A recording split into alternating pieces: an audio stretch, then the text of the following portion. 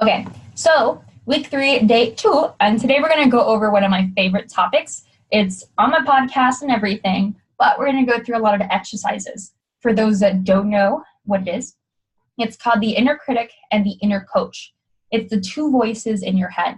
Now, for the ones that have heard this, you can maybe skip a little bit ahead if you want, or I recommend just re-listening to this because we're going to get really into it, and I want you to be 100% certain that you really have this down packed. So, week 1, you had done a future self meditation. That future self is also your inner coach. Let me explain. First, let me talk about your inner critic, and I'll keep you in a loop and be like, oh, Jasmine, but I want to know. Keep watching, okay? Inner critic. Your inner critic is that voice that you know very well in your head. It's that negative voice that ended up staying with you since childhood. And for me, it was that voice that whenever I wore my pink dresses or I wore something that was like really out there and creative, it ended up being like, are you sure you want to wear that? Why don't you just wear your blue jeans instead?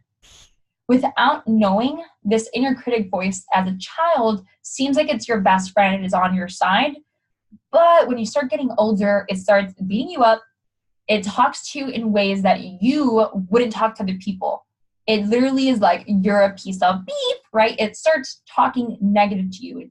You look in the mirror and you start seeing all your flaws. Your eyebrows aren't straight. They're not perfect. They're not symmetric. Maybe you have only one dimple versus the other one. You have little pimples here or whatever. Your hair has been popping out for the last few episodes, and maybe you should go fix that before you keep going and wasting. And it just wants to waste your time. It wants to keep you in that comfortable zone, and it just wants to keep bringing you down. It's not trying. The reason that it's doing that is not because it wants to bring you down. It's not evil. It just doesn't know any better. Your inner critic doesn't know any better, and it thinks that by doing this to you and making you feel kind of bad about yourself and bringing your body image down and all that jazz, it's keeping you where you are. And the inner critic, the ego, the monkey mind, whatever you want to call it, just wants you to stay where you are in your comfort zone and doesn't want you to change. Because if you do change, you may dwindle the inner critic voice and you may bring up your inner coach voice. And the inner critic is so powerful, especially after 20 years old, that it doesn't want to give you back power. So now that it's aware of that, it's probably screaming like, turn this video off. Don't you have to eat? Don't you need a shower before someone else comes home? Like, it's probably going off at the moment. And that's okay because it's afraid, and you need to be aware of this, it's afraid of leaving. And your inner critic tends to be the main reason that we have these breakdowns. Because if we didn't have this inner critic, let me explain to you what would happen. We would hit that idea to success a lot easier, because we'd be able to only talk to our inner coach. A lot of people don't even know that they have an inner coach inside their head because their inner critic is so loud and screaming at them, and this is what they've heard for so long, and their inner coach got dwindled. Being like, but that's okay. Go after your dreams. It's so tiny, and the inner critic just seems so likely. There's a quote in Pretty Women. I forgot the quote right now, but let me see if I can get it. She said, it's a lot easier to believe the bad things than it is the good. I'm close to the quote. I love that freaking quote. And it's so true. It's so easy to believe the inner critic compared to the inner coach. You can't do it. You can do it. Right? It's so easy. And when breakdown happens, it's mainly because either some people were saying things to us and we believe them. Like, are you sure you want to name that course? How can you become a coach? How can you write a book? You're only X years. You only have, X amount of experience, whatever it is. And we start believing them. But the only reason that we can start to believe that voice is maybe because you already kind of believed it yourself and your inner critic was already speaking it. If other people, whenever someone says you're ugly to me, I'm like, okay, that's in your eyes. In my eyes, I'm beautiful. Mind you, it took me years to get there, but now I'm there. My inner critic can't even speak up. It goes, oh, okay. Makes sense? So we need to start practicing throughout this breakdown and throughout the cycle. We'll be going through the cycle for breakdown, incubation, strategizing, and the cycle. So week 3, 4, 5, and 6, we're going to be talking about things like this, okay? There will be action steps, so on and so forth. But the reason that we really want to get clear on this is you need to realize, I want to speak in I statements, not you. I and everyone else around me could probably do better if we ended up realizing not shutting off the inner critic. It's not good to put it in a cage and try to hide it. The inner critic is there for a reason. It's telling us that something's wrong, right? When we get angry, it's not just because the inner critic got angry. No, we got angry because something is pushing our boundaries and we need to learn to speak up, and we haven't. And angry tends to get us to speak up in the wrong way, just to be clear, but it tells us something's wrong, right? So our inner critic is saying something's happening, we're not believing in ourselves, maybe it's time to work on that. Make sense? Okay, inner coach, like I mentioned earlier, is your future self. Your future self allows you, like if you're doing that future self meditation more times, you can do it after this video if you want, so you can really practice this. Or I recommend doing the exercises that I'll do first, and you can get there again if necessary in the future. But that future self meditation was a way for you to meet your inner coach and to remind you that you can talk to her whenever you want. Now that you're aware that your inner coach exists, what can happen if you want it to, and if you allow it to, because it's your choice, is when your inner critic is going off and yelling at you, you can just be like, hey, inner coach, what do you think? And ask it. The inner coach normally won't just come out and fight with the inner critic. It's very logical, it's very peaceful, and it doesn't need that in its life, so it just allows it. It's there, it sees it, and it's kind of like it's seeing it from a third person. Like it doesn't have the emotional attachment that the inner coach has, or the inner critic has, I apologize. The inner coach doesn't have the emotional attachment that the inner critic has to what's happening. And the inner critic is what creates that story, that negative story. That inner coach is just going to see what happens, right? So I'll give you a quick example of a friend of mine. A friend of mine recently got his car towed. And when that happened, he created a story that his life was, he was unlucky. This was just another sign that he shouldn't be in this city, and it was a disaster. But when he got into his inner coach and he asked his inner coach what happened, what he realized is that he created this story since he was 4 years old, that he was unlucky. And whenever anything bad happened, such as a tow, he would take that and really beat himself down and say that he's on the wrong path, that he shouldn't be here. And he used to travel the world a lot until he got here.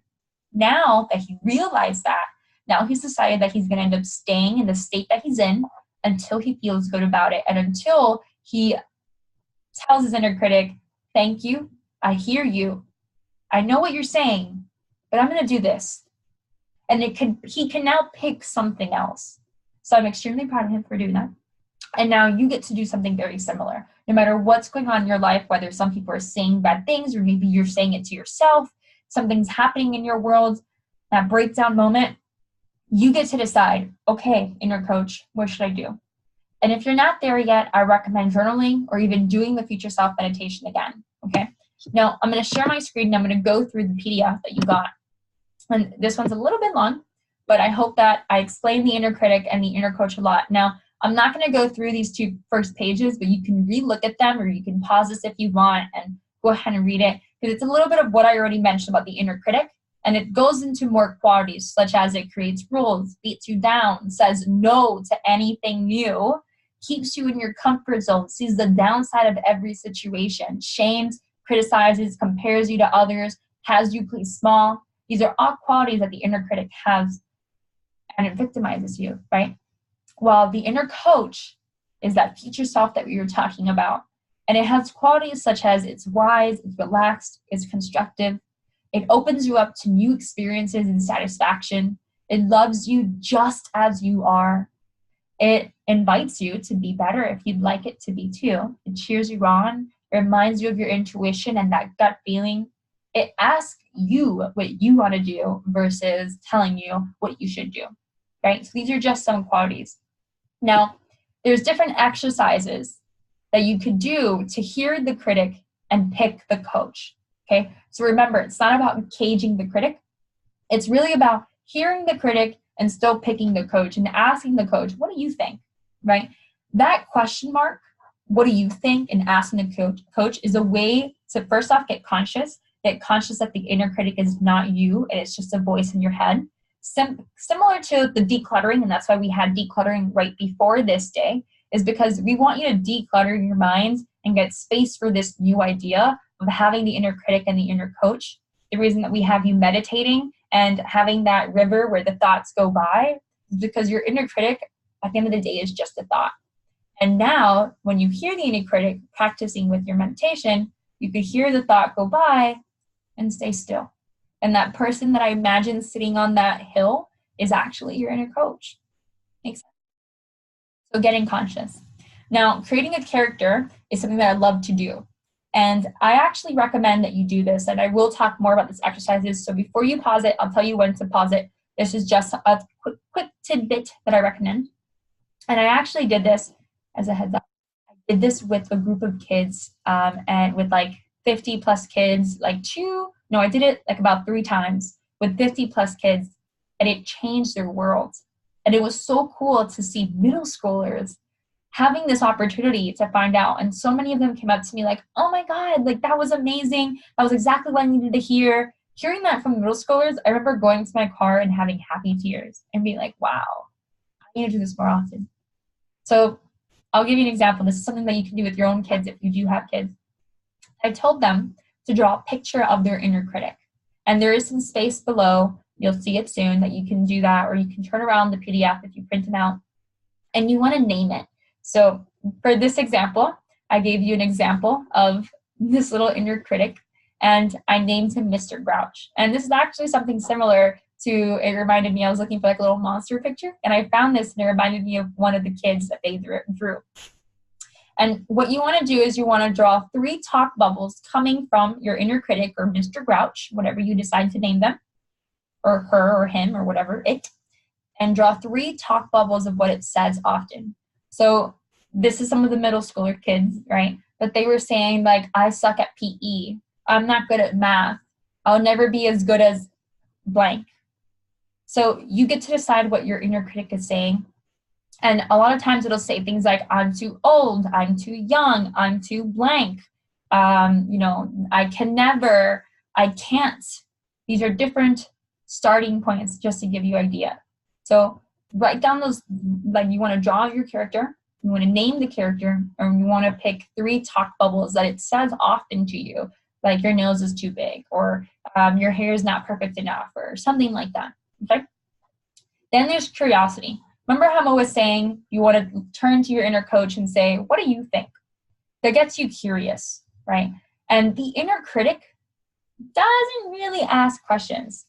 But when you start to ask the inner critic questions with a calm voice, it's kind of like a kid at a store. They'll start screaming, right? And be like, I want this, I want candy, give it to me. Right? It doesn't want you to change. But when you're calm with it, or as every parent should know, when you walk away from the kid and you realize that you're not going to be paying attention to it, they tend to relax and they may be like, but they'll still be walking. And that's what you want. So realize that the inner critic sometimes is kind of like a kid. Don't judge it. The idea is to not play its own game. Okay, you don't want to judge the inner critic. You want to be like, wow, that's so stupid. It may be, but you don't want to go there. You want to practice no judgment. You want to practice no expectations, because the inner critic is all about judgments and it's all about expectations. And when your expectation is not met, it starts screaming and wanting the candy. Okay? So it gives you leeway and starts to answer the questions similar to a child would and be more open for feedback so that the inner coach can take over. Okay? So the idea of this is asking questions to the inner critic, or even asking questions to your inner coach, will allow the inner critic to relax and start to realize, kind of like you're being a parent to a kid. Make sense? And then compassion. Again, you don't want to be playing the inner critic's game, so give it compassion. Be like, I'm here for you. I get that. I understand where you're coming from. I know that I may not be as skinny as the girls in the magazines, but I'm beautiful just the way I am. Okay? And I believe that you don't have to inner critic. Treat it like it's somebody else. Now, when you draw out that character, and we're going to go through that in a few minutes, but when you draw out that character, another good thing that I had the kids do is I had them put up their inner critic on the wall so that they knew that those voices were not themselves. right? And as a total extra bonus, and one thing that we'll be talking about soon, is I had them draw out a superhero. A superhero is kind of like your inner coach, right? Superhero that's going to save the day for you, really come in with your intuition. So I ended up drawing this for you, so you don't have to draw out your inner critic and your inner coach if you don't want to. I highly recommend it, and here's why. It's because when you're in the breakdown, you want to remember about the inspirational moments and what brings you inspiration. And a lot of people, when they're drawing, they're being in the present moment, so you get to practice that. And you get to bring back your inspiration versus stay in that breakdown. So go ahead and flip this paper if you don't want to use them. I recommend not using them. And drawing out your inner critic, make those 3 talk bubbles and name your inner critic. And then what you want to do as well is you want to draw out your inner coach. And it could be a superhero. I put a little monster with little hearts on it just to give you an example, right? But you get to decide what your inner coach looks like. And then those 3 things that inner critic said, what you're going to do is you're going to write it with your inner coach saying it. So I'll give you an example. I'm not good at PE, right? Or I don't like doing homework. Or I'm going to stick with I don't like PE. I'm not good at PE. I'm not good at PE. Well, you may not be good at basketball, but that doesn't mean that you're not good at other outside activities, right? And it's true. You don't know yet. Maybe you'll be really good at tennis. Maybe you'll be really good at football. Maybe you'll be really good at soccer. You don't know that until you try, right? So your inner coach reminds you of truth. It reminds you of what happened versus a story that you're told that you're not good at PE.